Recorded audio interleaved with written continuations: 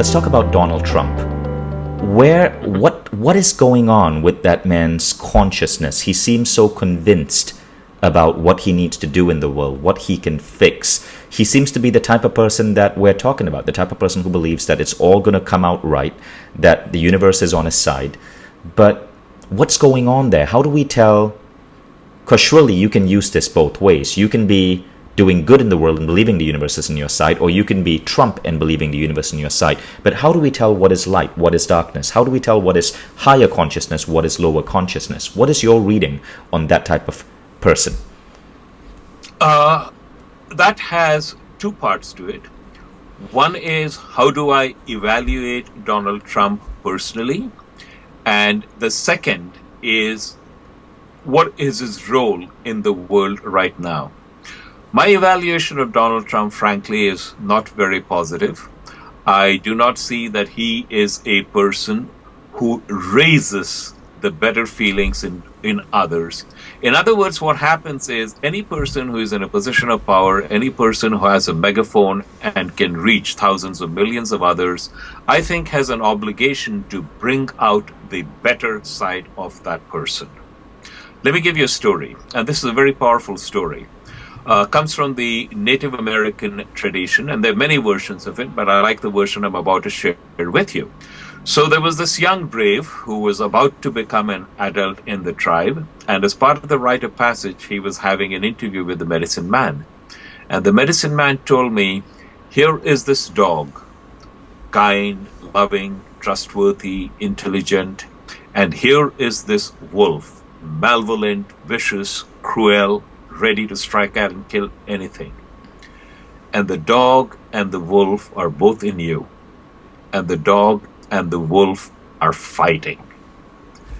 So the brave asks, who's going to win?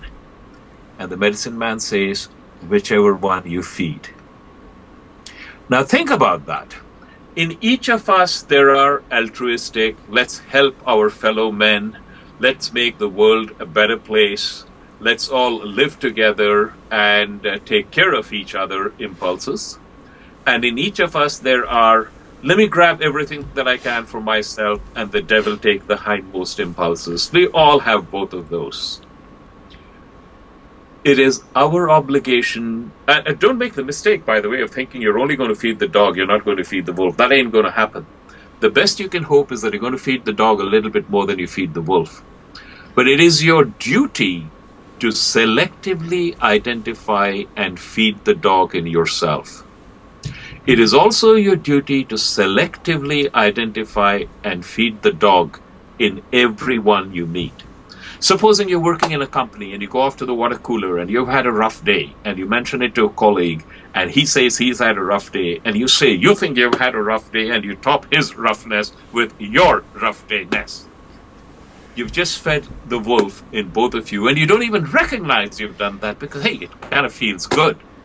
But supposing instead you took a different tack and said, yes, this is terrible and this is happening in the place we work. Is there anything that the two of us can do collectively to make this a better place and see that it doesn't happen again? And if you do that, you just fed the dog in both of you. Every time, every place, every interaction you have, ask yourself the question, am I feeding the dog or am I feeding the wolf? A colleague tells you about problems that she's having in a marriage.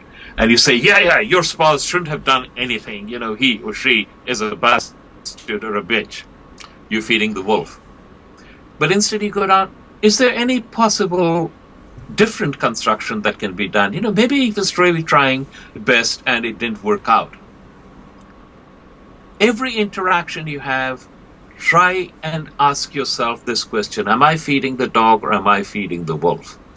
If you look at Donald Trump's public utterances, he's feeding the wolf big time. He is bringing out the worst in people. He is making it okay to be racist, to be misogynistic, to, run down other people based on color, based on ethnicity, based on sex. So I don't think it bodes well for us as a society. But then we come down to his role in all of this. And who knows, maybe it's a benevolent universe that has said, hey, there is a lot of this feeling already bubbling up, and let us bring it up so that there is a massive catharsis. And unfortunately, maybe this massive catharsis will be accompanied by a great deal of turmoil, but on the other side of it, we will put it to rest for good. I don't know. I don't know how it plays out.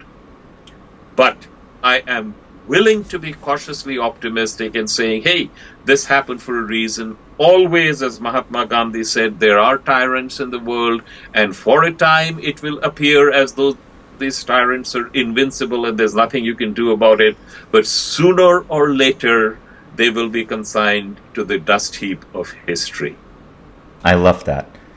And so when electing a political leader, when choosing anyone, whether it's a CEO or a political leader, we want to ensure that this person is the one feeding the dog and not feeding the wolf. And this, to the extent we are capable of, to the extent they're capable of. And this is a way we can identify higher consciousness versus lower consciousness. Absolutely. Thank you. That was beautifully said. Thank you.